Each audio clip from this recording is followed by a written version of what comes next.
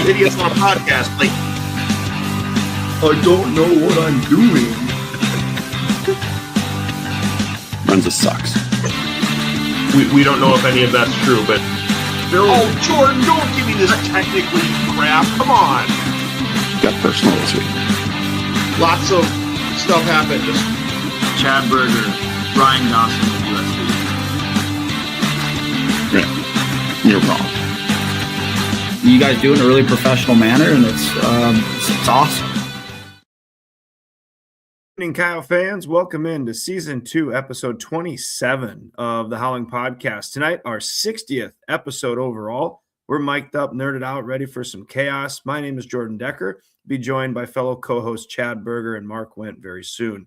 Friend of the show, all-around great guy, Mr. USD, Marcus Destin, will be with us coming up here shortly. Hopefully we can get him for quite a bit of the episode tonight to recap a very, very busy week in Coyote Athletics. Love seeing Marcus. Can't wait to have him on with us tonight. What a week it was in USD Athletics. We'll have the full rundown for you coming up very shortly. We'll give our Maloney Real Estate Eyecharts of the week and our Dairy Queen Player of the Week to close out the show. Quick disclaimer, the opinions on this show are Mark, Chad's, and myself and do not represent USD or USD Athletics. Social channels, you can find us on X at HowlWithUs3, myself at JD6OP5. Do not at me during Lent because I will not respond for Lent. Mark at WDiamond605 and Chad at Chad Berger, BIRGER at Chad Berger. Welcome those joining us on Facebook Live tonight. If you don't follow our page on Facebook, search The Howling Podcast. Please like or follow our page over there. And as always on YouTube, thanks for joining us live tonight at The Howling Podcast. If you've got questions or comments for us throughout the episode, feel free to leave them. We'll try to get them up during the episode. If you are on YouTube and you do not already subscribe, please smash that subscribe button to our page there. And then finally on Instagram, just search _Howling_podcast. That's us on Instagram. As always, tonight's show is brought to you by our friends at 19 Brewing Company in Vermilion. So as always, before we get going, a quick word from Katie over at 19 Brewing Company. Looking for a place where good beer meets better company? Welcome to 19 Brewing Company, Vermilion's first craft brewery and home to Coyote Legacy Blonde Ale. Brought to you by 2 USD alumni, Coyote Legacy isn't just any beer. It's a chance to give back to student scholarships while enjoying a refreshing blonde ale. With 12 rotating taps, a flavor-it-yourself seltzer, and homemade root beer, we have something for every Coyote fan.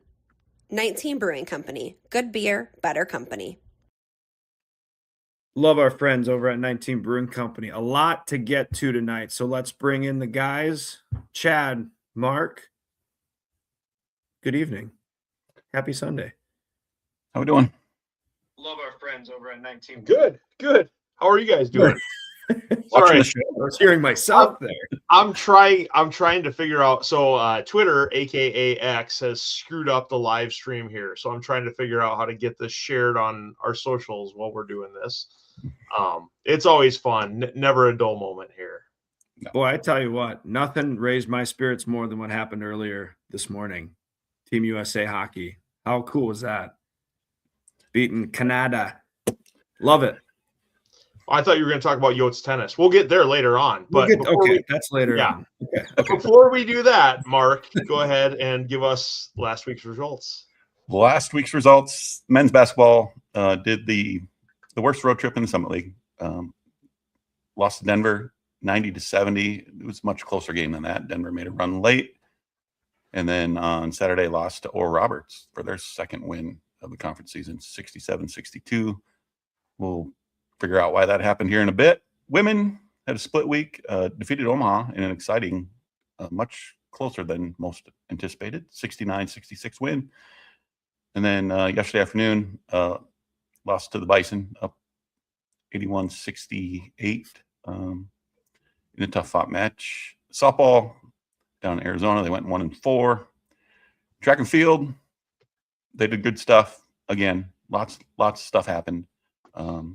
We got a slide for highlight some of that action as well. Lots of women's golf stuff happened. Correct. Women's golf finished 13th at the Rio Verde Collegiate. tennis, lost to Wyoming 5-2, and then this morning, if you skip church and went like I suggested, you saw the tennis team defeat UNI 4-3. Men's golf finished 7th at the Loyola Intercollegiate. I believe that was down in Arizona. And swim and dive just had a really fantastic summer league championships. Finished, men and women both finished 2nd. Lots of records broken. Some NCAA AQ automatic qualifiers as well. So great job to swim and dive all around. Like a lot of great results, and we'll get into some of those as well. All right. Well, without further ado, we're going to bring back one of the most popular guests of all time. You all know him and love him. He's the MC, the host with the most, our friend of the show, Mr. Marcus Destin. Welcome, Marcus. Hello. How's everybody doing, man? It's an honor to be here. Welcome back. It's good to see you. And what's the analytics on the most popular guest on the show, though? I just don't know if that's. You're I up think there. y'all are just Don't really worry nice. about the numbers. You're up Okay. there. Don't worry about the numbers. Okay. Yes, I'll give them up for Ramadan and Lent. I won't worry about the numbers. I was gonna say, Marcus, I just count the number of times you can walk through the muck and people don't recognize you. There's no one. Everyone knows who you are when you walk through the muck. I'm glad to have a community where that you can reach out and touch somebody. I think that's the best part about USD, and like it just athletics and everything is like nobody should be a stranger. What is it? Cheers theme song. Sometimes you want to go where everybody knows your name. That's right. You know? Right. So Uncle George was on that show. he was indeed. Uncle George. I had one of those moments on Saturday. I was over I'll pull up the picture later on, but I was taking Jordan's kids over to get autographs, and someone, just a fan, just said, "Hey, you're one of those guys from that podcast, aren't you?" Yeah. And I'm like, "Oh, that's great." So just Yeah. get a little notoriety here for just doing the awesome stuff that we do. Y'all are the best fan. That's why my name is 4th biggest Coyote fan. Like y'all have come up in the Crazies meeting. Y'all have come up in like different conversations. Y'all definitely have a brand that is that's gonna last. So y'all are the best. Wait till next year when we start getting more merch out to the people. I can't wait. I cannot wait. The people want, we will deliver. Mm-hmm. Well, Marcus. Yeah, I was gonna say we're really glad you were able to join us tonight. We've got the basketball season's wrapping up here for both the men and the women at USD. Summit League tournaments coming up. There's lots of excitement in the air. But as a part of kind of some of the activities going on here, you're kind of spearheading something that's coming up. Is that correct? Yeah, I am, and I'm very proud of it. Our 4th annual Black History Month game is this week. So on Wednesday, because the game got picked up by CBS, the men will play against Omaha, and we will at 6 p.m. tip off. We're going to be having a lot of things that are happening. We have some pregame stuff happening for the students too as well. But this is our very first official time partnering with USD Athletics as the Outreach and Multicultural Affairs and Student Activities Office, which is my formal role at USD. So everybody's welcome to come out. We got the pack drum line coming out. We got a bunch of games we're going to be playing. We're trying to bring as many students that we can to sit in the student section. There's a couple giveaways, but yeah, it's going to be a great time. Yeah, we were at the game last year. The drum line was amazing. Something that we don't typically see in Vermillion, South Dakota. That's my favorite part about the Black History Month games, which is like us being in our 4th year. Obviously, the Native Heritage games are the template for these games, right? And so that's why we're 1 year behind the Native Heritage game. They just got done with their 5th. We'll be in our 5th next year. But we always want to just I want to bring something that is like hard to find, not just in relation to like for Black people, because that's obviously like a core and importance, right? An educational component, the cultural component, just teaching each other, celebrating together. But also just what can't we get? Like I'm used to seeing these drumline types things being like growing up, going to a lot of HBCUs and local games with my granddad and everything like that. But what can we bring? What can I do to spice something up sometimes? And so we had to do the pack drumline like two games in a row. But it's exciting. One of my favorite pictures of me and Chad was taken while that drum line was going. We both had ginormous smiles on our face. So yeah, no, that's fantastic. I can't wait.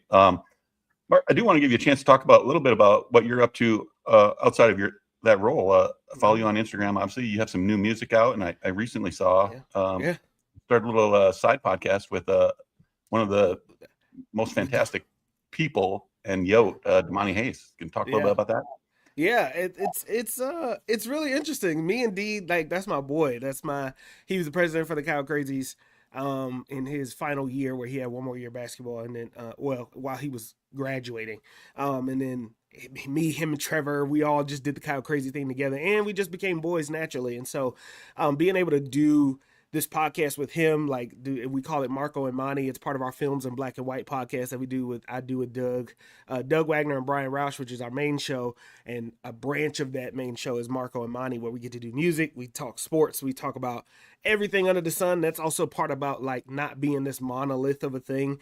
You see Damani and, he's like baller supreme, this good looking dude that's like a good baller. We know what he is known for, but one of the things I enjoyed was getting to know Damani more as a friend and on a friend level, and being able to do the show with him brings out our personalities together, which I think everybody's going to really enjoy. So the same way we get to do that with Brian and Doug with Films in Black and White. I love to put out music. I'm just a creative dude. I just like to do creative things. And as you can see, I am a nerd. And so I'm very proud of being like a nerd. You know what I mean? So I don't know. Right on. Marcus, I just want to ask on that for folks that missed our episode with you last year, talk about your nerding out, man, like the things behind you. Like, what did this start as a hobby? I mean, what is all of this behind you, and how did you get going with it? A lot of this is that's a great question. I love Superman. I've always loved Superman growing up. I can't tell you what it is, but I just think the very first comic I ever read was The Death of Superman. And so, like, from that moment, I just realized, like, the ADD, the ADHD in me loves bright colors and fast-paced moving things and just nerding and geeking out. I also love, since it's like Black History Month episode, like, I love Black representation. So a lot of what you'll see behind me is like a crossover of all of the things that I love. So I got like a Mace Windu over there. I've got a Gundam. I've had J. Cole CDs, some X-Men, some Smallville, a lot of Superman, Green Lantern. And so it's a reflection and a hodgepodge of, like, I don't ever want to be one thing, right? And so, like, nobody's a monolith. Everybody's got layers to them, and everything that I am, I hope that I get to reflect that when I'm hosting or hopping on here with y'all. It's a collection of everything that I am, including, like, the biggest nerd that I am. So that's just kind of what you see back here. That's me, just geeked out, really, I love it.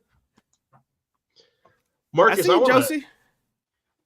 I love Superman. I want to go ahead and follow up on that a little bit. You said you did. Yeah, we do have the comment here, Superman, right? But we have you at USD to host a lot of different things, right? Mm-hmm. And it's always amazing at football games. You do such a great job of bringing energy out there. Basketball games, you do a great job of that.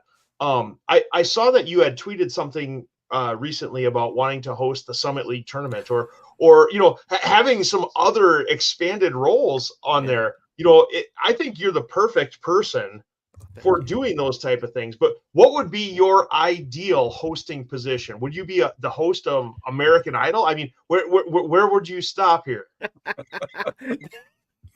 Okay, so funny enough, I think to follow the Summer League has always been something when I'm talking with Jaron on the sideline and Brittany Benton and Kendra, like, shout out to the team.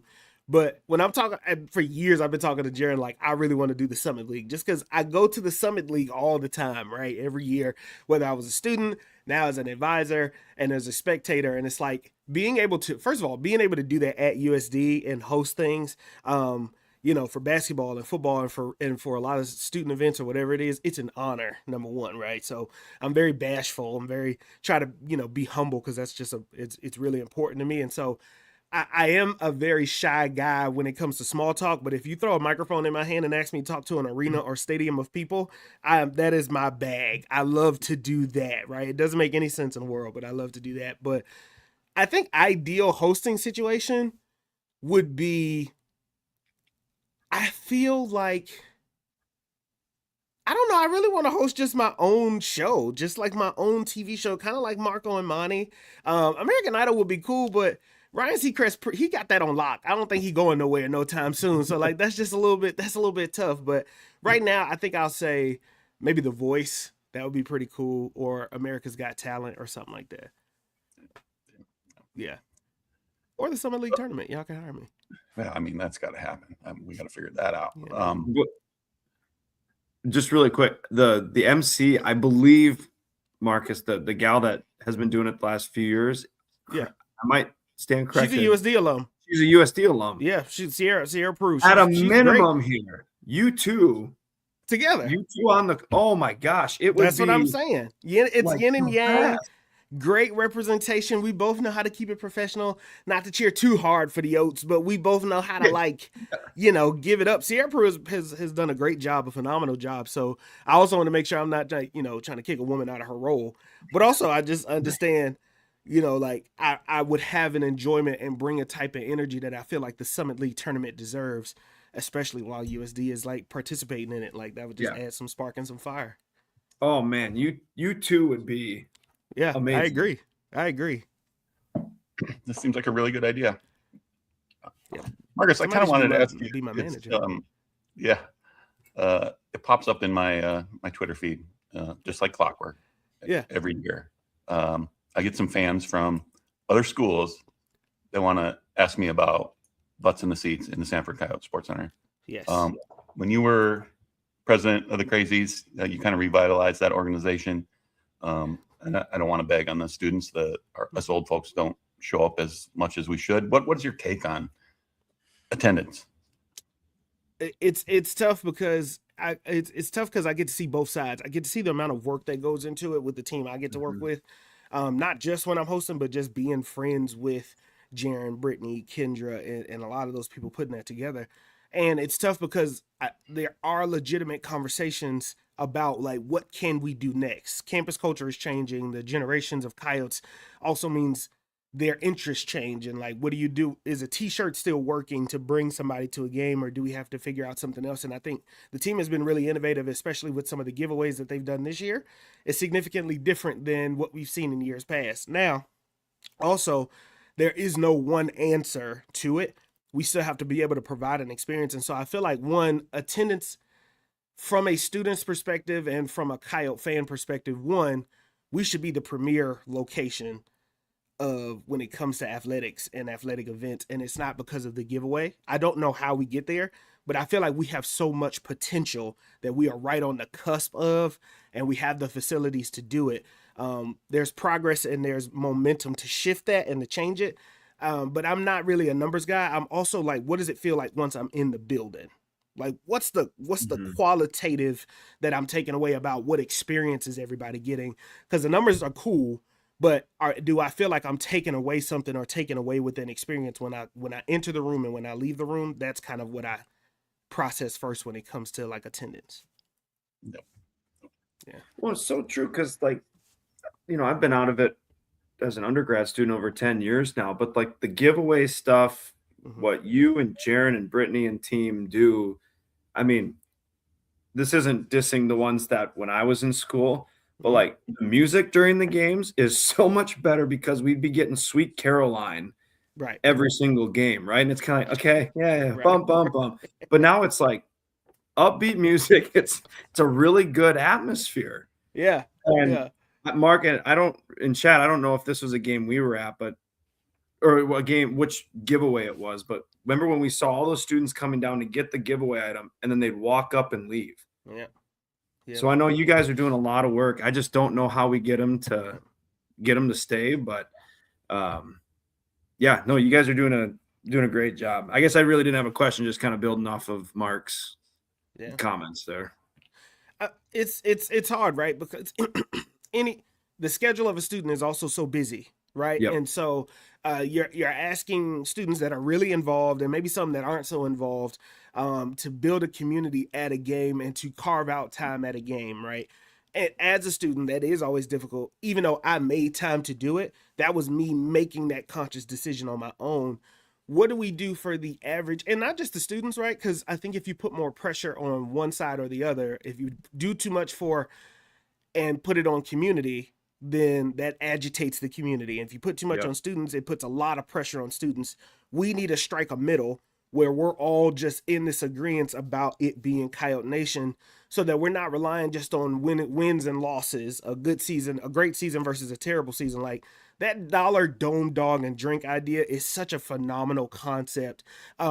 Changing the rummage sale to be before a game is such a great concept, because you're just doing what you can to make these strides and changes to get people in the room.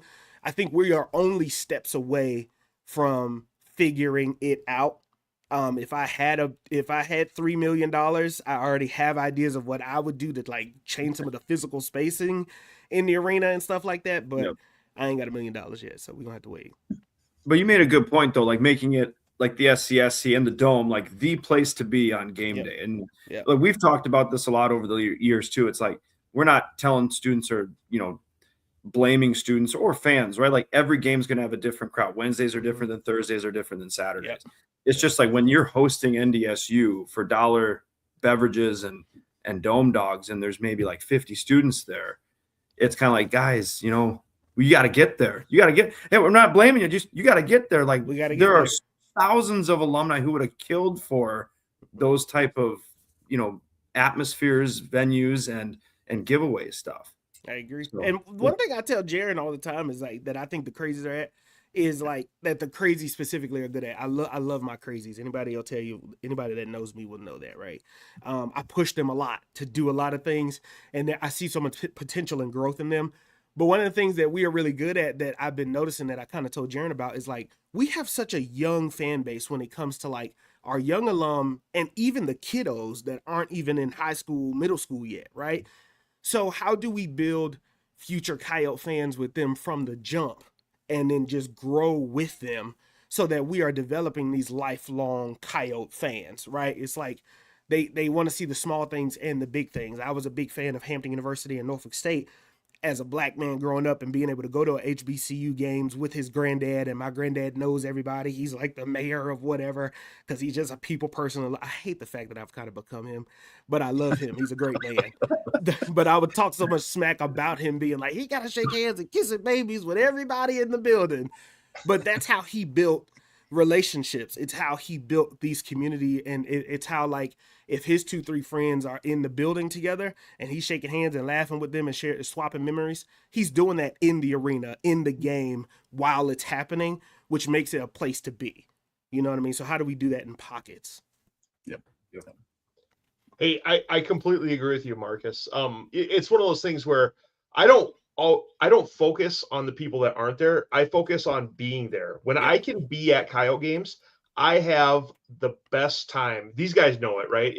Everyone knows that I have just a blast every time I go to a Coyote game. Yeah. And I think that's kind of where it's like, you got to focus on that, right? Yeah. Not the fact that, I'm not able to go on certain nights or things like that, because we all have lives. We all have families, right? And I've been in higher education since 2002.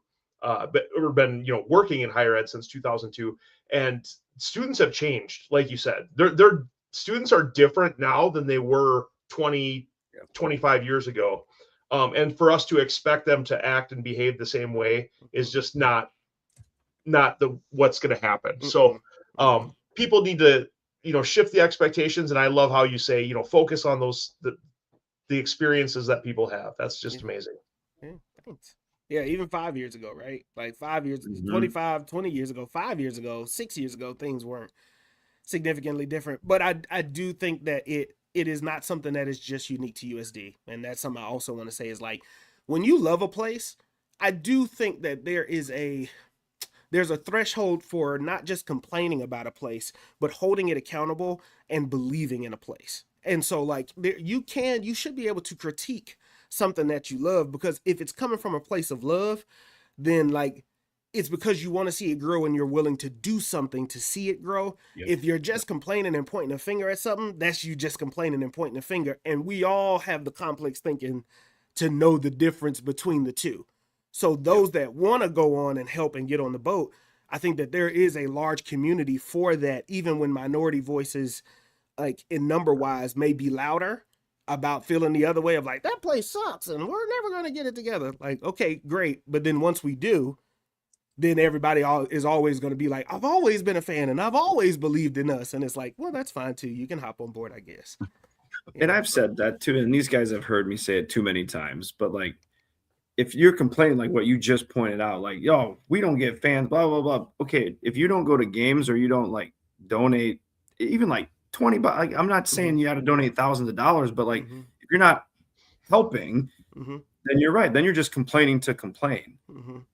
Like if you're trying to get to events as best as you can, even if it's just like one football game a year, great. Encourage others to go too, right? Like basketball is the same way. If you can get to a couple Saturday games throughout the year, great. Yep. But if you're just complaining about attendance, but you don't go to games or you don't help donate to the Yote Fund or whatever, that's just complaining to complain, in my opinion. Donate time and money and everything, right? Like donations come in different ways. Sorry, Chair. Right. So I was gonna say I just have one follow-up question on something you said earlier here, Marcus. Who's Mace Windu? Oh, Mace Windu is just kidding. Did you see? I didn't even take a breath. I was about to quickly just step right into it. Like, oh, Mace Windu, that's one of the greatest Jedi. Sit down, everybody. Let me tell you about it. I was about to give a live eye chart. He's testing you, Jordan, and that's okay. Yeah.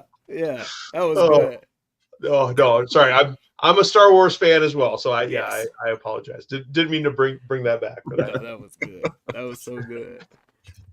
But yeah. Marcus, I've reused one of your old tweets from very early in the basketball season.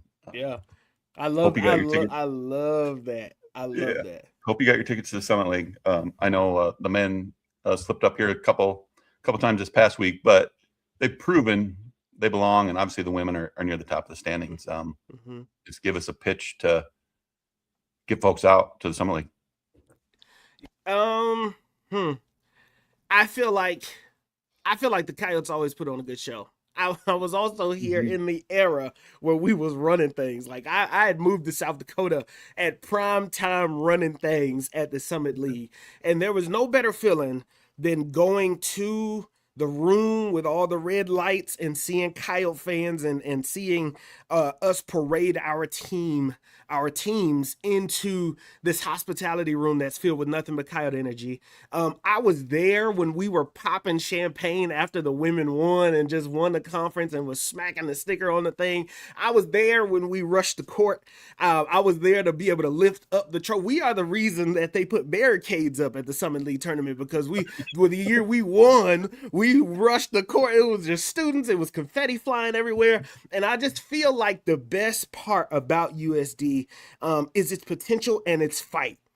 And I know that a lot of people might view, I'm gonna be real, because I ain't got no PR, right? I don't work for athletics. I work for USD, but I'm still Marcus Destin. And here's my thing.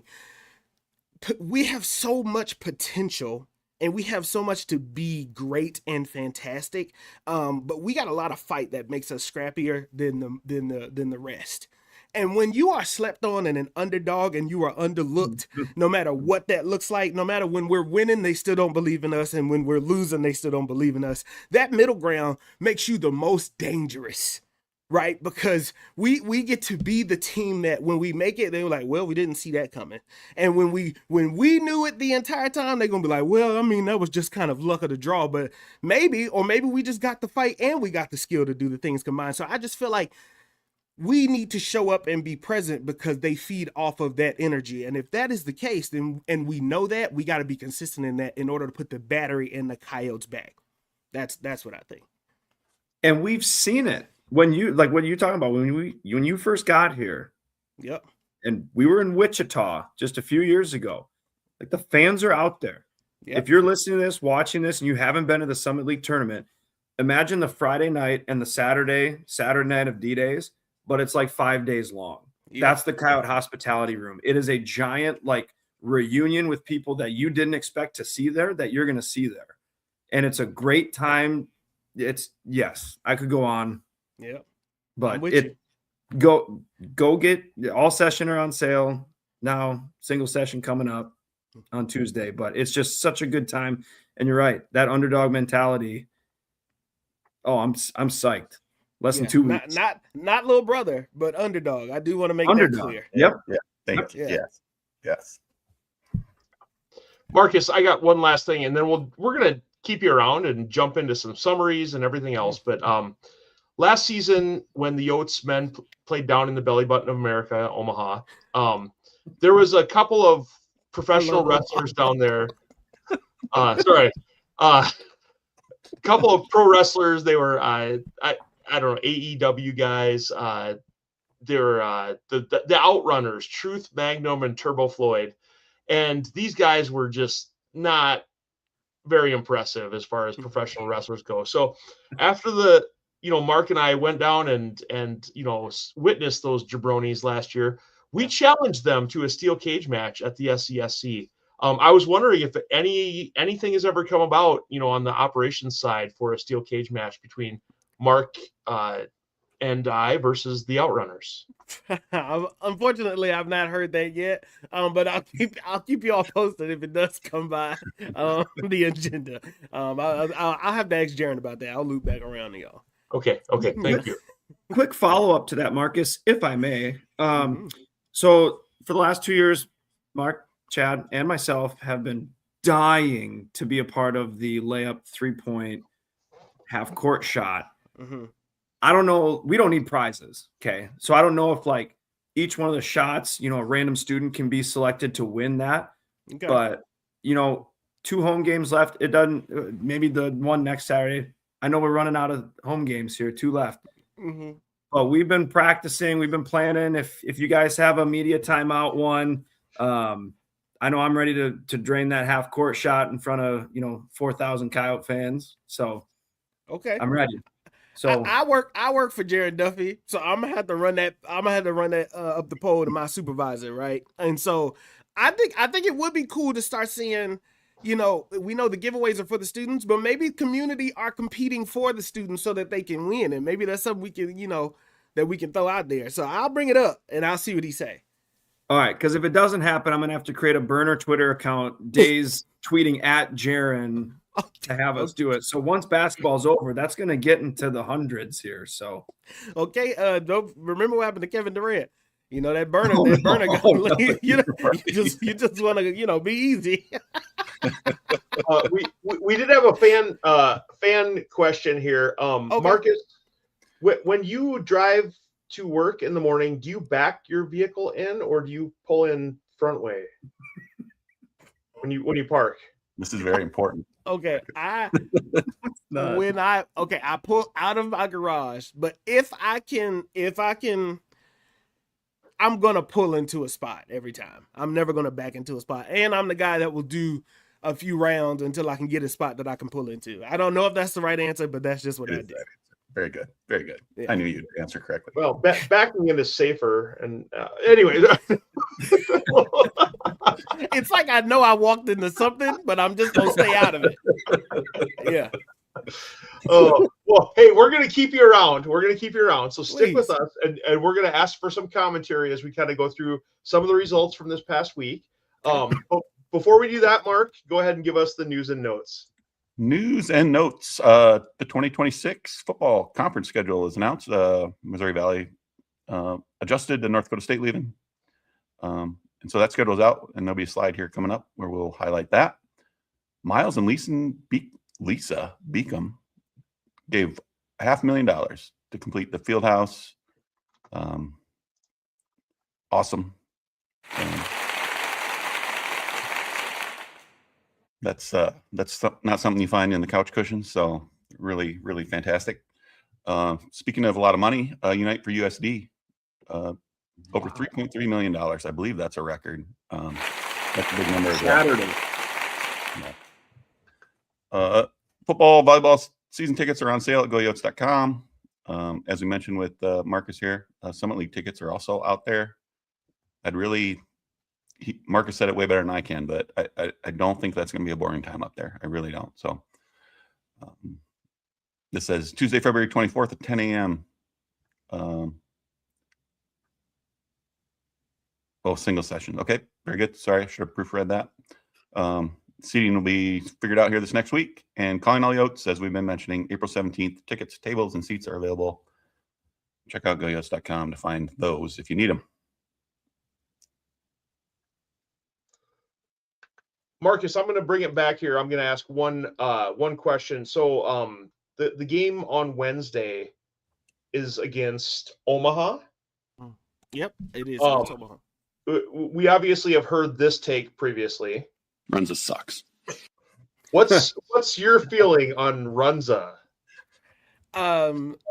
Okay, so I'll be honest. Shout out to Brooke Poppy, who was from Nebraska and a huge Nebraska fan, and go Big Red, all that kind of stuff. I've never had Runza. I've only heard good things about Runza, and I will leave it at that. Now, it seems like Mark's opinion on Runza is my opinion on Raising Cane's, and I feel like Raising Cane's is just overrated if there's no sauce, and it's carried by the sauce in the toast. Is that accurate, Mark? Yeah, very much so. Yeah. Okay. You haven't been to Runza, and I don't recommend going at all. So you gotta try it. Once again, I love Nebraska and I love the Omaha area. Just in case. You know what's sad is I say you gotta try it. I don't even know what to tell you to order. Just order the sandwich with fries. Whatever the sandwich is. Do I just if I walk up to the counter and do I just say, give me the Runza? Like, what do I like? What's the? How do I order? Know. It's been years. I didn't mind it, but I don't know what the heck you order. I think it's just the sandwich. What is the sandwich even? They have original. They have different types of Runzas, but you can get an original Runza with fries, like a combo meal, just like anything else. Okay. Yeah, and we obviously know Mark's opinion. Runza sucks. So. We'll go ahead. We'll move on. Let's hop back to our slides here. So, Mark, you mentioned earlier that the football schedule was announced. And so, this is a graphic that the football team put out earlier in the week. And honestly, I'm looking at this. I don't see any L's on there. So I don't either. Yep. I don't either. Yep. Looking pretty positive for next year. You can see the preseason conference schedule was I'm saying preseason. This is like it's volleyball here. The non-conference schedule was announced there previously, and that was Central Connecticut State, Northern Colorado, Eastern Washington, and then at Boise State. But the conference season, the Yotes are then going to turn around and go to Youngstown State, come back home and host Indiana State, host Southern Illinois, go to Murray State, host North Dakota, go to South Dakota State on Halloween. They're already complaining up there that they're not going to be able to take their kids trick-or-treating because they have to drive too far and all this other stuff. Yeah, I don't know how this works. There's lots of the socials are going a little crazy right now, but yep. Wow, Halloween game. Who would have ever thought Halloween would have been on a Saturday, folks? Anyways, then bye week. Sorry. Nice. Good bye week. I'm getting a little salty here. November 7th is the bye weeks, then come back home the 14th and play Northern Iowa, and then wrap up the season at Illinois State on November 21st. Well, it's better than having a bye week at the end of the season, which I still don't understand how we got there. And you come back with a home game too after that bye. That's good. That's nice. Right. I gotta say, I'm really excited about Coach Vitzum. Like I got to shake hands with that dude and just get to talk with him, and I really like his energy. And looking at that schedule plus his energy, it does get me excited for the season. Yeah.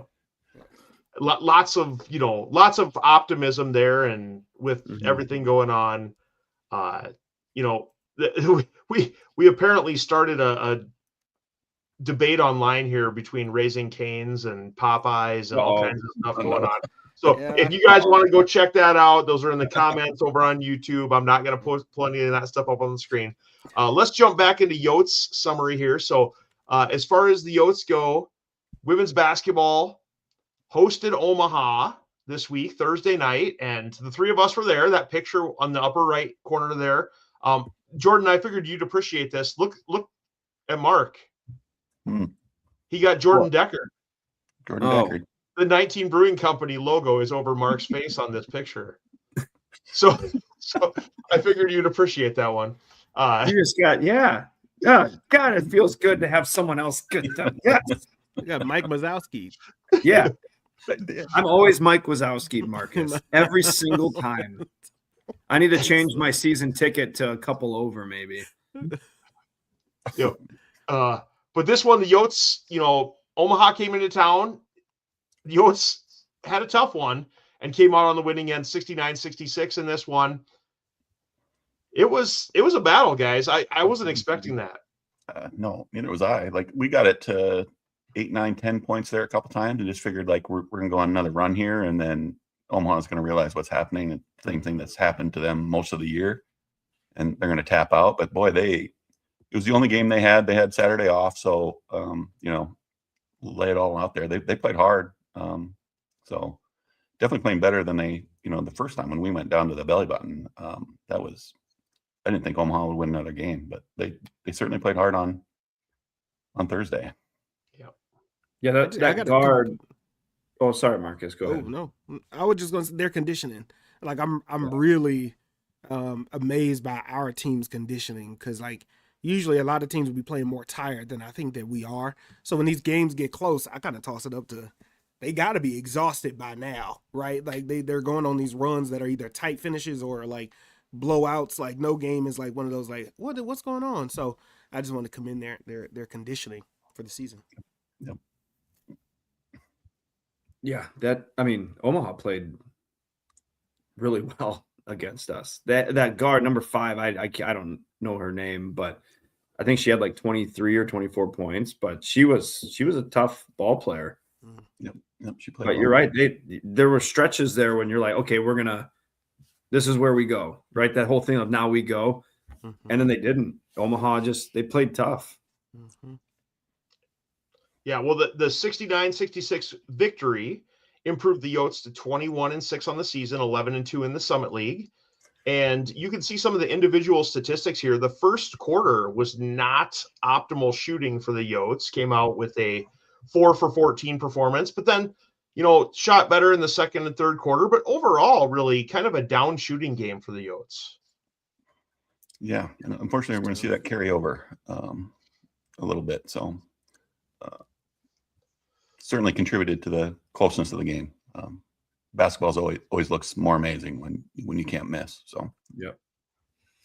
Well, one of the other things, Mark, and I don't think it's on this slide itself, but what's been one of the keys to victory for the Yotes all season long? Defending and rebounding are a must. And in this one, the Yotes actually got out-rebounded. Yeah. One of the few times all year. Yeah. So very fortunate. I thought Coach was in this call. It scared me. I thought I was like, where did she go from? We had her in the green room, Marcus. You didn't know that? She popped in just for that little sound bite. She just came in just to say that they defended and rebound, and that's what we need, and just left. I was like, all right, Coach, I'll see you later. Bye. Chad, we got a caller on line 2. Oh, all right. Well, some individual statistics. Angie, I don't know if we can say enough great things about Angelina Robles this year. She's been fantastic. Led the offensive performance in this one with 21 points for the Yotes. 7 for 7 from the free throw line, just doing her thing, making everyone else look good. And I'm just so impressed with her leadership out on the court. There's been times, and on Saturday there were some things going on with the officials. She doesn't hesitate to just walk over there and just put a smile on her face and just step in and say, hey, what's going on here? Like, that type of thing. And I think that's just such an underrated part of her game that she's brought in here this year. Yeah, she's I posted that clip last week with her post game, giving flowers to Tori Schlegel after her performance. Just her leadership is probably, obviously she's dropping 20 every game, seems like here lately, but yeah, her leadership is probably the most important quality she brings to this squad. It's fun to watch her. That chemistry is ridiculous. Like, it really does give me like waves of that what was that 2017 team. Like, looking at the senior class this year, it made me think a lot about Liv and Chloe, and just that class of chemistry and cohesion when they're on the court. That's why I really enjoy watching them play. Yeah, Molly Joyce and Jenna Hopp also had 12 points apiece. Elise Turbiadis, 9 rebounds, leading the Yotes here. Such a great performance. Yep. Yeah, we should give her a round of applause too. Yep. Let me find my soundboard here. There we go. As far as, the Yotes kind of get away with that victory on Thursday night, and then Saturday rolls around and North Dakota State comes into town. Guys, dollar dome dogs, dollar beverages. Marcus mentioned it earlier. It was big. There was a lot of people there. I pulled into the parking lot about 45 minutes before the game started, and it was already pretty full in the parking lot, guys. I backed into my spot, and sure enough, the walk-in was a little bit intimidating. Get in there, over 2,300 fans in the SCSC for this one. Yep. Fantastic. Great crowd. Yeah. Great crowd. Awesome environment. Okay. The dome dogs are dome dogs. Okay. They always sound better than they taste, but we'll take them. Listen, I don't know what the bottom line is revenue wise, expense wise, but I feel like basketball Saturdays, they got to be $1, $2. Like those Saturday crowds when they're like that, God, that's fun. Yeah. Yep. That's fun. It's always fun going back to like the younger fan of Coyotes. If I'm a parent and I can bring $10 to feed some cousins and some nieces and some nephews and come to a game and let them kind of stretch their legs when they need to, I mean, that's a good weekend. It's an easy weekend to tire out the younger ones and get to feed them all in one fatal swoop. Yeah, for sure. Yeah. I think there's lots of opportunities there, lots of good things that came out. The Yotes got off to a pretty decent start, guys. I mean, led after the first quarter, going into halftime with a lead. Things were looking pretty good, but then that third quarter happened, and it felt like NDSU couldn't miss there in the third quarter. They just went on a run, 31 points in that quarter. If you look across the top of the point column here, 31 points. That's pretty impressive for a one quarter output. And, that was really the difference in the game. The Yotes were fighting uphill the rest of the second half after that one. Yeah. North Dakota State, I mean, we'll see here in the next slide. They did not miss very many shots in the second half at all. And in 22, Avery Conan, I don't know how to pronounce her name, but she's really, really good. And Patience was in foul trouble, and we didn't have much of an answer for her. Yeah, we'll probably see her in the next level, somewhere along the line. But you'll see her get announced as the player of the year in the Summit League, and I don't think there's a particularly close second right now. Right. You can see in that those corner. She was hitting them. She found her spot, and they would dish it, and she would hit it. It was like clockwork every time. It was kind of hard to. Those games are hard to watch because you kind of like respect it, but then you got to just keep watching over and over. You're like, all right, let's wrap this up. Yeah, and Mark, you mentioned those field goal percentages here, but shooting 71% in the third quarter, 10 for 14, and then 80% in the fourth quarter, including 3-point range, just shoot the lights out. It was wow. Yeah, I don't know. That's tough to beat. Yeah, you look at that slide and you're like, well, we must have lost by 30. It's kind of remarkable that we only lost by 13. We got to the line a fair bit again to kind of even that out. But yeah, I mean, they just did not miss very much in the second half at all.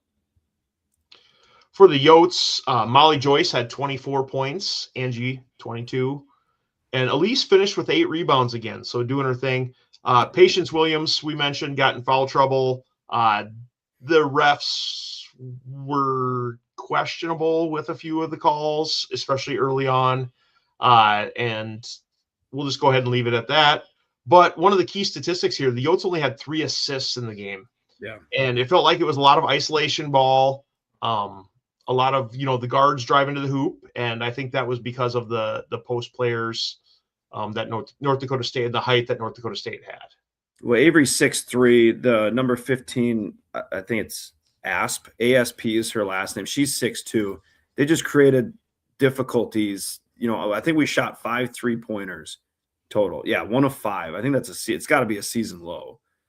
We didn't shoot that. I mean, we went 4 of 13 and 3 against them the last time. But yeah, it was a lot of dribbling. I don't know if that was the game plan. I doubt it, but it was a lot of ISO ball, and we looked uncharacteristic on offense there, and it's tough. Those 6'3" Avery and then the Asp girl they were good defensively. Took us out of rhythm, and just the length too. Like that they have that Jocelyn Schiller, I think's her name. She used to play at UND, came over to the bite. That kind of like a Jenna Hop story there. She was pretty good on the defensive end. So yeah, you're right. Tough that third quarter. That's the difference. Well, it was. I was going to say it was senior night, and so we took a picture of the three of us, but then the team was also in it too. That was nice of them to join. Y'all are like perfectly framed in this shot, and I think that's really funny. For all time. Oh, but yeah, what a great group of seniors, and haven't been here too long, but the impact that they've had on the program and the turnaround of the program this year has been spectacular. And so it was great to see all of them honored. A couple 1,000-point scorers in there, not in one game, that would be a record, but over their careers. And so goodness gracious, that would have been amazing. But yeah, good stuff here for the Yotes, and lots to build on going forward. Mark, do you want to mention anything about senior day? Yeah, I mean, going back to the stat sheet there, Patience William only played 9 minutes, and I felt really bad for her. Obviously, she's been a big part of the turnaround we've had this season. Lest people forget, we had 11 wins total last year. We have that in conference this year. So they're going to double their win total from last year, and I keep saying it, and I'll continue to. They're going to make some noise in the Summit League. So I felt bad that that's Patience's last game at home, most likely. Referees didn't help her out very much. So yeah. Couple comments from people online. Number one, Josie says it is safer to back in, so we'll go ahead and stick with that one. Number two, Tim says, why were you guys not in your normal seats? Yeah. Are we not? Well, so if we go back to the photo here, normally we're over here in the kind of the right, kind of behind Patience's head there, row 2. We had moved over, and the reason for that is because those were the seats that I was assigned for the game, and you got assigned those seats. Yeah, I got some beef with. No, I'm not going to do it. Let's not bring it up right now. I got put behind NDSU parents, like the row behind, and they stood. I'm just okay. They stood up, and our defense was playing really well those first few minutes. And there were Yote fans asking these parents, are you going to sit or stand up the whole game? And these parents would turn around all like, it's a tradition. We don't sit down until we score. And the guy next to me goes, that's pretty pompous to do it at an opponent's arena. And I'm just like, can you guys not do that, please? So we're going to go ahead and please, ticket office, do not put me in 105. I'm very appreciative of the offer for tickets, but do not ever put me in 105 again. Clip it. All right. Clip it. All right. Well, make that the student section again. No, please, for the love of God. It was senior day, guys, and the senior day ceremony took place after the game was over. And so this is once again, something where you can see there's not a whole lot of people left in the crowd at this point, or left in the stands at this point. And maybe, I understand it does slow up the start of the game to do it before the game and everything. And you got people out there balling with their parents and all that stuff. But, it feels like maybe to honor those individuals in front of all of the fans is a little bit better deal. So I don't know. That's just my own opinion. I have the same. Yeah. Those girls deserved all 2,300 of those folks clapping for them and acknowledge what they've done for us this year. So, and someone didn't mention, and it's true, we could have all stuck around for 15 minutes and got it. But I don't think, the final horn goes off and it's just natural reaction for a fan to be like, okay, game's over. Let's get out of here. Let's beat the rush. Let's get to our car. So, yeah, I would be in favor of moving it back to pregame as well. Yeah. I mean, people have to back out of their spots if they didn't back in. So they've got to take that extra time.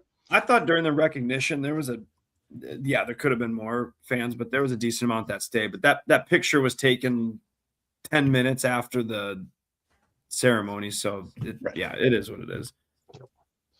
Well, we also had some other photos that we took afterwards. I don't know. I like taking photos, guys. You guys enjoy that? I always think it's fun to stick around after the games. But some of these are from Thursday night. Some of them are from Saturday. Thursday night, we got some with the volleyball team. That's the lower right-hand corner. Saturday, you can kind of see we got some with Coach Amy, both Carrie and Devin in this one. We got one with Angie in the upper left-hand corner here. And then Jordan, at the end of the game, I just grabbed your kids and we went over and got autographs from everyone. And it was fun. Your kids were all about that. They were having a blast getting autographs from all the ladies after the game. And shout out to Coral Mason for, signing for the kids here and then snapping a photo with us after the game as well. So that was pretty fun. Yeah, shocker to no one. I'm actually behind Mark in all of these pictures that I'm not in. So I'm not as photo friendly as others. So I do like to take one every month just to prove that I exist. But my boys loved it. Thank you, Chad. They're ladies' men. They they were all about those autographs. Yep, absolutely. Jordan, when it's halftime, you can go to the bathroom, but you got to come back like right away because Mark, you've sat by me for a long time. I'm just going to be like, hey, let's go take a selfie with these people, and it's going to happen like right then. So you can't be gone out of your seat for too long at halftime, Jordan. But again, I run into people that I haven't seen in a while. It happens like every time. It's like an old buddy from college that's just like, yeah, I brought the fam down. And then I get down and I'm going, you guys went and took a picture with volleyball again, didn't you? And you're like, yep, where were you at? Like, just being a good friend. Y'all gotta have a you get it, right, Marcus? You get it. Yeah, for sure. Yeah. It sounds like I need to create a cardboard cutout of myself. I think that might do it. Yeah. Can it be like Home Alone too, where somebody can like pull the strings and they're just like doing like the little, like the shadow in the window? Yeah. Oh. Well, as far as Summit League standings, after the loss on Saturday, South Dakota drops into third in the conference. Big matchup coming up this week, folks. It's kind of the matchup for number 2 in the conference on Saturday. South Dakota wins. That will be the spot. Jordan. Breaking news. The Howling Podcast is going on the road for their road trip this year. Chad and myself will be up in Brookings Saturday night. I am breaking a 13-year hiatus of attending a sporting event up in that town. Chad and I will be at the game to root on our Yotes. Yep. I love that. So we're gonna test out a local establishment, give our reviews, and see how it compares to Runza. All right. Well, that's the women's side of things. As far as the men go, the men went to Denver. They had that tough road trip. We talked about it last week. Went to Denver. There were some travel issues going on. This one just turned out to be a 20-point difference, but it wasn't a 20-point game if you watched it. We watched the second half over in Burbank. And, this one was close up until near the end. And then all of a sudden some stuff happened. Lots of stuff happened. And all of a sudden, next thing you know, it was a 20-point difference at the end of the game. Yeah. This one drops the Yotes to 14-14 on the season and 6-7 in the Summit League. You can see some of the shooting statistics here. South Dakota actually shot really well, but look at the number of shots and the difference there. USD shot how many field goals, Mark? 42. 42. And Denver shot? Significantly more, 62. 62. Okay. Even if you shoot 50%, you shoot a great percentage, you're only taking 42 field goals compared to 62. It's just not going to be great. And we were kind of trying to break this down and figure out what happened. Were there lots of turnovers? No, there wasn't a significant number of turnovers, that caused this. There was a lot of free throw attempts here. The Yotes took 10 more free throw attempts. And so we're still not quite exactly sure what happened. We need a deep dive into all of this to explore what happened there. But it was just an interesting tidbit. One of the other things, look at that 3-point field goal percentage for Denver. 52.9%. Yeah. Now, that is one of the weirdest stat lines I've ever seen. If you just show me our stat line, maybe our percentages, I take that most nights. But not only did we lose, we lost by 20. It's just hard to figure out by looking at this slide here. Those last 14 minutes were not good of the game. And I would be more mad if this was like it seems like, these teams that don't shoot very well, they shoot really well against us, but then Denver shoots like this against St. Thomas the next night. They're playing really good ball right now.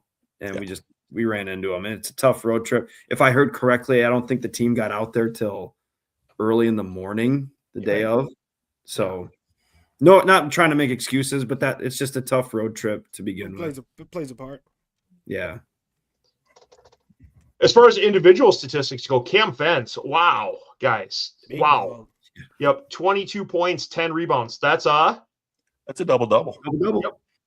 We've said that a lot of times. I think 11 times so far this season. So he's done a great job getting, I think that's a double-digit double-double on the season for Cam Fence. So he's done a lot of good things this season.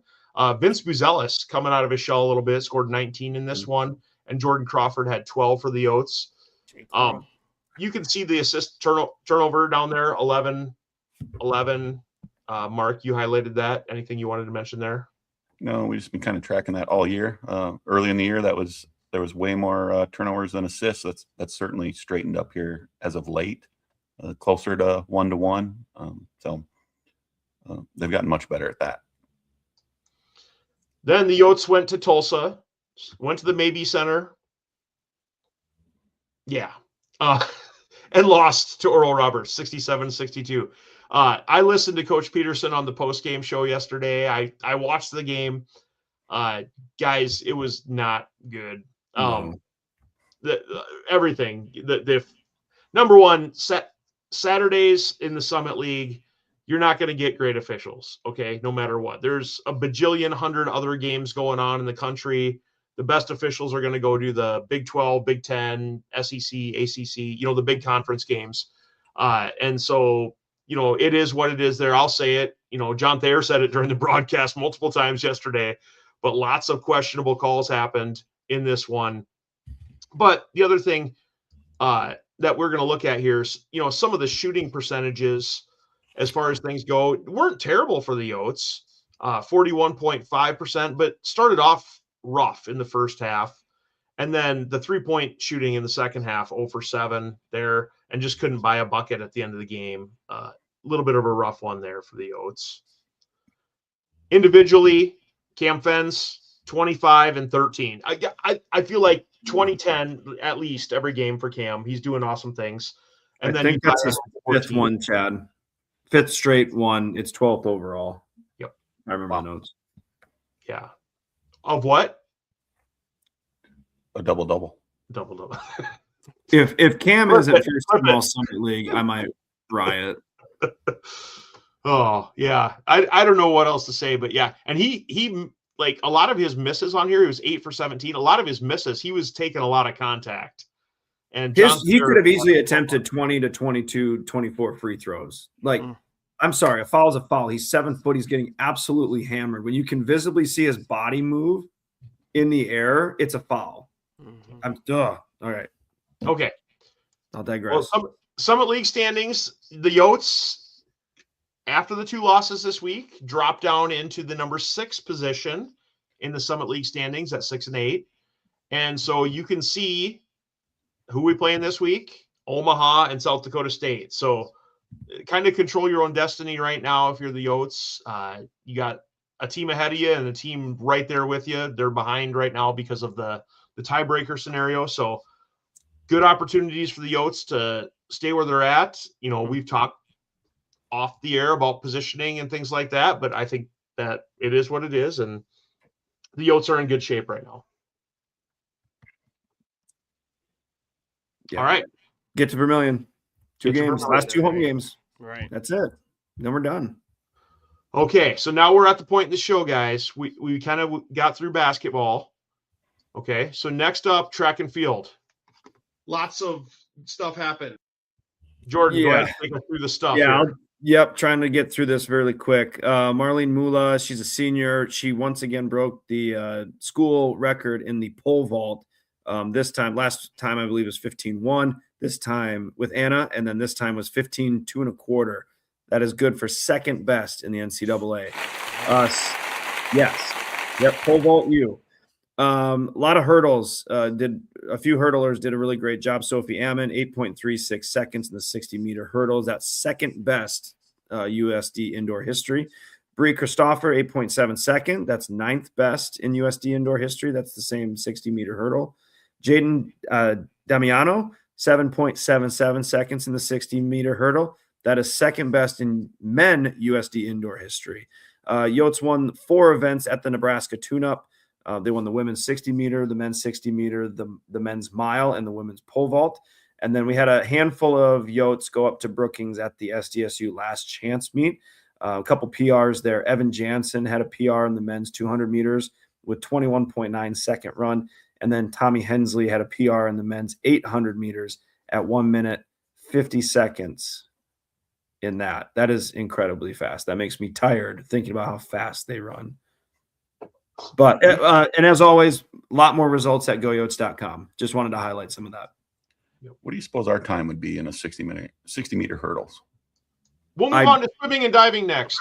Swimming and diving took place at the Summit League Championships, and none of us are running 60-meter hurdles, guys. I'd quit, Mark. I would hit the first hurdle and be done. All right, really quick, swim and dive. Tremendous weekend for the swim and dive folks. 41 total medals were earned. Grace Schultz was named the Women's Scholar of the Championship. Tanner Reed, the Men Scholar of the Championship. That bodes well for our Harvard of the Prairie saying for USD. Nick Rounds, you've heard his name on the show a lot. He was named men's MVP after earning 6 gold medals over the 4-day competition. Nick qualified, yes. If you follow or if you don't, but check out the swim and dive accounts on social media. A lot of really cool videos taken as Nick and others, and Alex, as I'll get to in a second, as they finish their races. With the swim team in the background cheering heavily. So Nick ended up qualifying for the NCAA championships in the 50 free and the 100 back events. And Alex Parkinson won the men's 1650 freestyle with an NCAA qualifying time of 15:04.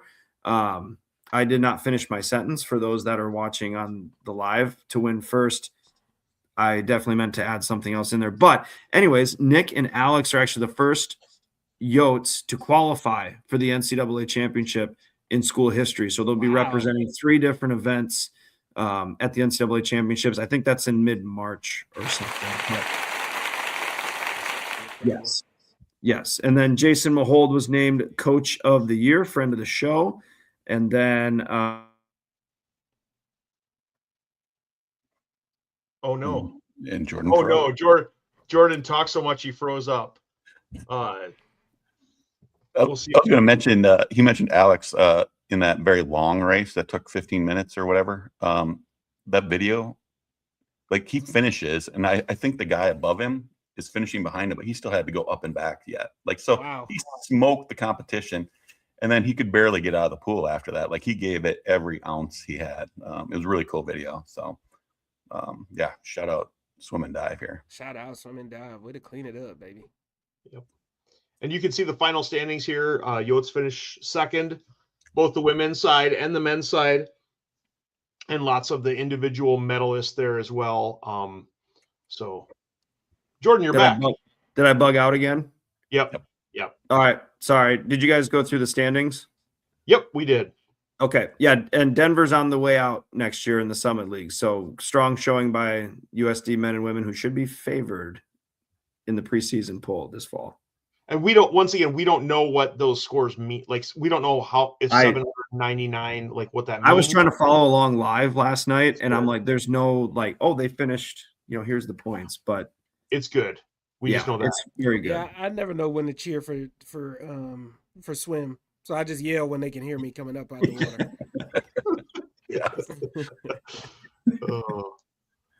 water. Softball, Mark. Softball. Off to a rough start. Let's put it that way. Opened up the weekend playing Wichita State. Lost this one 7-2. Sarah Iberg and Kai Johnson had the RBIs in this game. Then we played Creighton that afternoon. Creighton, who had beat early in the season, dropped this one 4-0. Delaney White went 2 for 3. Then we played, I think last week, if we had an errors and omissions segment, this would be one of them. I think I called them UTSA. Actually, it was University of Texas, Arlington. This is an interesting stat line here. The final score was 8-7. Yotes dropped this one, 8-7. But if you look at the earned runs in this game, the Yotes gave up 1, UTA gave up 2. Go over to the errors column there, 8 total errors in the game. So a lot of unearned runs and sloppy softball. And then we threw the records out the window when we played them again. And the Yotes bats came to life. Finally, we've been kind of waiting for that. A 15-7 victory for the Yotes. Delaney White 3 for 4 with 3 RBIs. Brooke Carey 3 for 4 as well, 2 RBIs. Kirsten Cameron with a home run and 4 RBIs. Sarah Iberg 2 for 3 and also a home run with 3 RBIs. And Peyton Paulson pitched the complete game, 6 innings, gave up 2 earned runs. So once again, errors and unearned runs played a part in this game as well. So then you think the bats are alive, and we're going to keep that rolling. Unfortunately, this morning, played Wichita State again and dropped it 14-6. Brooke Carey was 2 for 3 with an RBI. Yotes are 3-12 on the year. So, damn Wichita. Bounce back season. That's right. That's right. Well, Friday, Yotes hosted Wyoming out at the Huther Match Point Tennis Center. I was there. And in this one, the Yotes lost the match, the meet. What's it called? I don't even know. To Wyoming, 5-2 in this one. The Yotes did pick up wins from Kaylee Ditterings and Keta Shavishvili, and unfortunately lost the doubles. That's always off to a rough start. And then dropped tight one. Selena Bird dropped a tight one. Anna dropped a tight one. Cassie and Natalia as well. So Yotes got defeated in this one, 5-2. But it was a fun afternoon. I took a few photos. All these photos on this slide are courtesy of Chad Berger. So if anyone's looking for a photographer, I'm probably not your guy, but I can take some photos here and there. This morning, the Yotes were able to come back and host UNI. And in this one, the Yotes got the victory, 4-3. Big wins in the doubles, 3-0 in doubles. Selena Bird also got a victory. Anna Medvedev got a victory, and Kaylee Ditterings also got a victory in that one. And so some good things for the Yotes happening in tennis this weekend. What's Anna's last name? Medvedev, I believe. Yes. Clip it. I'll always give you points for trying. Hey, I don't know if it's right either, so I'm doing my best. None of us know. Yeah, we'll get it. We appreciate you, Anna. You're doing great this season. Keep it up. All right. Looking for the perfect game day treat? Swing in to Dairy Queen in Vermilion, Hartford, or Del Rapids. Whether you're just celebrating a big Coyote win or need a pick-me-up, nothing hits the spot like a Blizzard treat, a classic DQ cone, or your favorite signature stack burger. From after-school stops to post-game celebrations, Dairy Queen is the place to gather, refuel, and treat yourself. Stop into Dairy Queen of Vermilion, Hartford, or Del Rapids today, because every day is a little better with DQ. DQ, as always, is the proud sponsor of our Dairy Queen Player of the Week. And Jordan, this week our Player of the Week is the USD Swim and Dive team. We're going Team of the Week as we wrap up the busy part of the winter schedule. What a great way to end the season for Swim and Dive. As I mentioned, well, I might have bugged out, so apologies for that earlier, but Coach Jason Mahold was the Summit League Coach of the Year. Nick Rounds earned the men's MVP. Brock Russell, freshman men's newcomer of the year. And then on the academic side of things, Grace Schultz, Women's Scholar of the Year, and Tanner Reed, Men's Scholar of the Year. So it was tough to give it to one. And again, Nick and Alex Parkinson being, the first in USD Swim history to qualify for NCAA championships. The Howling Podcast Player of the Week is indeed the Team of the Week, presented by Vermilion, Hartford, Del Rapids, is USD Swim and Dive. Congrats. Yep, big victory for the team there. Finishing second, but getting those automatic qualifiers for everything. Mark, And what's Denver's coming up? kind of run that. Sorry, Denver's kind of run that. So bye. It's our turn now. All right. That's right. Coming up this week, men's basketball will be home for 2 more, last 2 of the regular season. So get out and support them. As we discussed with Marcus, Black History Month game on Wednesday versus the Belly Button. It'll be on CBS Sports Network. Nope, just go to the SCS. Chances are you don't get that channel, so just go. It's at 6 p.m. too. Yeah, they won't even show that on cable, actually. Well, bring your signs and get on TV is what I was going to say. So you got to be in the building for sure. And then they wrap up the regular season. It'll be a big game, seating wise, most likely with South Dakota State. Try to sweep them for the first time in a long time. 1 p.m. Also in the SCSC. Women's basketball will be on the road. They'll be up at North Dakota Wednesday at 7 p.m. and at South Dakota State Saturday at 6 p.m. Chad and Jordan are making that trek up there. So look for them on the Summit League Network. We'll definitely back into our parking spots in the SCSC so we can get out quickly. Yeah. I don't know. It's up in Brookings. I feel like everyone's going to be driving an F-150 and double parking. So we'll try our best to find a parking spot. I think the safest thing you can do in Brookings is just not go. That's why Marcus has spent 13 years since I've been up there. The last game I went up there, it was the State U football game when Joey Fatone had this big pillow fight. Oh, I do remember. I remember that. Yeah. All right. Yeah. Track and field. I like Brookings as a community. I can't stay going to the Frost Arena. Track and field will be at the Summit League Championships Friday through Saturday in beautiful Grand Forks, North Dakota. And softball, we're gonna sweep this week, 5-0. We'll be down at the Florida International. That's spelled wrong, but Harvard, Fordham, and Florida International are on the schedule. So 5-0. Let's go. All right. And now.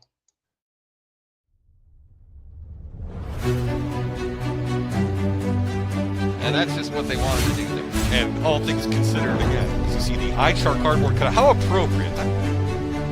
Through the review, the Eyechart made its way to the video board. It really injected some energy.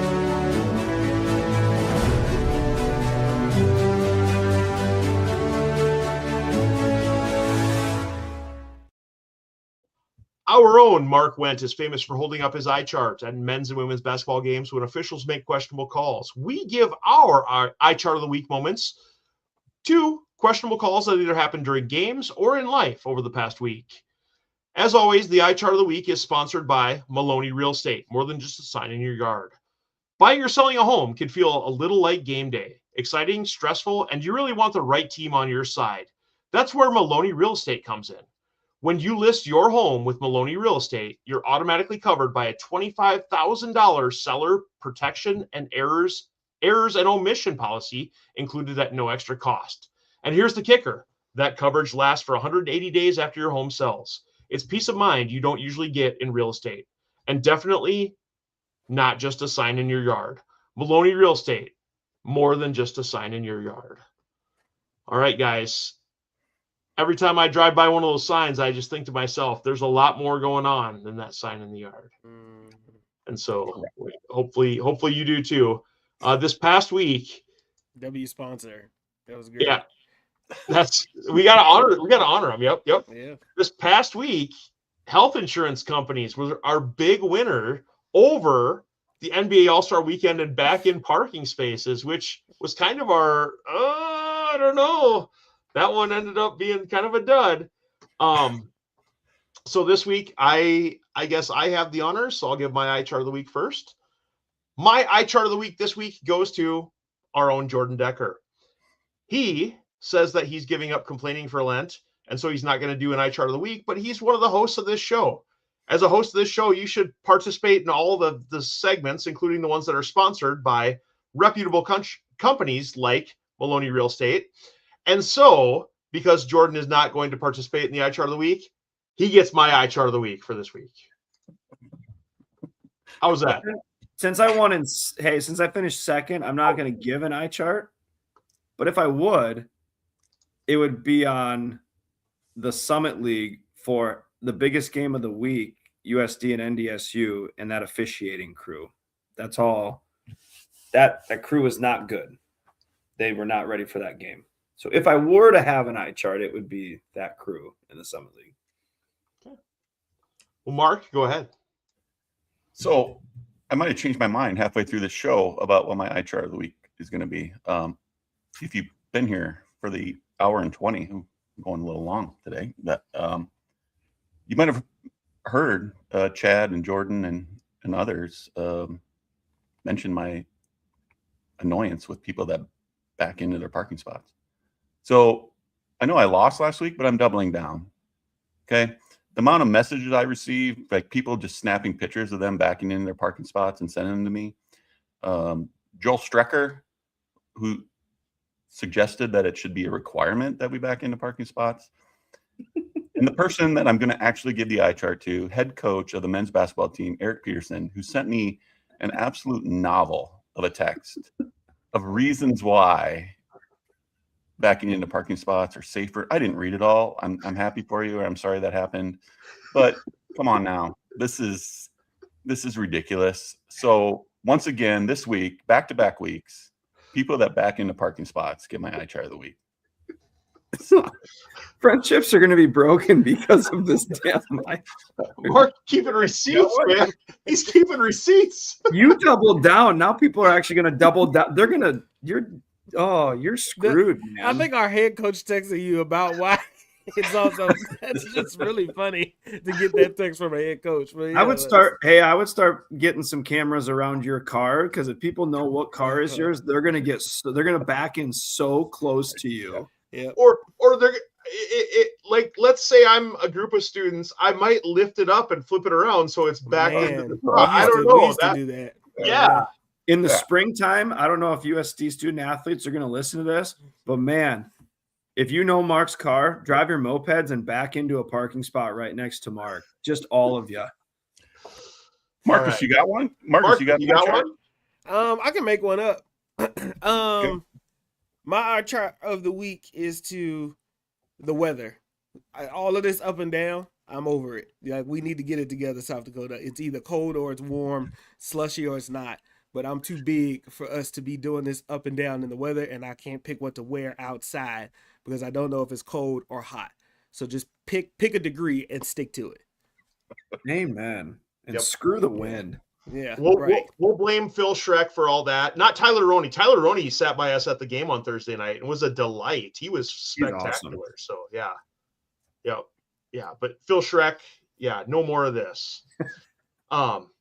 Yeah, we're with you on that one, Marcus. Couple things here, guys. I did want to.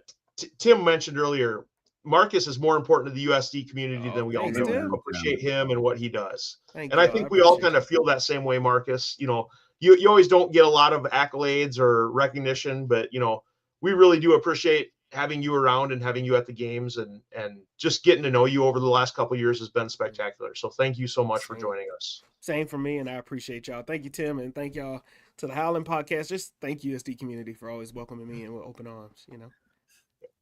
Awesome. Well, a couple things to wrap up here, Mark. Take us through the 988. 988 Suicide and Crisis Lifeline. We mention it each and every week, and we mean it. If you need help, you can call them, you can text them, you can chat with them. You're important, you matter, stick around. And if you need help, 988 is a great first step for that. So use it if you need it. Love that. Guys, there was another report of an NFL player this week. I mean, like, guys, it's everyone. Okay. If you need help, get help. Okay. There's places out there. The 988 Suicide and Crisis Lifeline is a perfect place to start. So start there. And then, you know, we need you around. Especially as men. That's super important. You know? Yep. Special thanks to our sponsors, 19 Brewing Company, Dairy Queen of Vermilion, Hartford, and Del Rapids, and Maloney Real Estate, more than just a sign in your yard. I'm sure there's lots of stuff we messed up on. As always, the Howling Podcast is produced by the Wakanda Peach Company, LLC of Burbank, South Dakota. Until next time, Go Yotes. Yotes. Good night, Vermilion. Thanks, Marcus. Go Yotes. Thanks. Thanks, y'all. Let's go! 3 idiots on a podcast. Like, I don't know what I'm doing. Runza sucks. we don't know if any of that's true, but Bill. Oh, Jordan, don't give me this technically crap. Come on. Got personal this week. Lots of stuff happened. Just Chad Berger, Brian Dawson, USB. Yeah, you're wrong. You guys do it in a really professional manner, and it's awesome.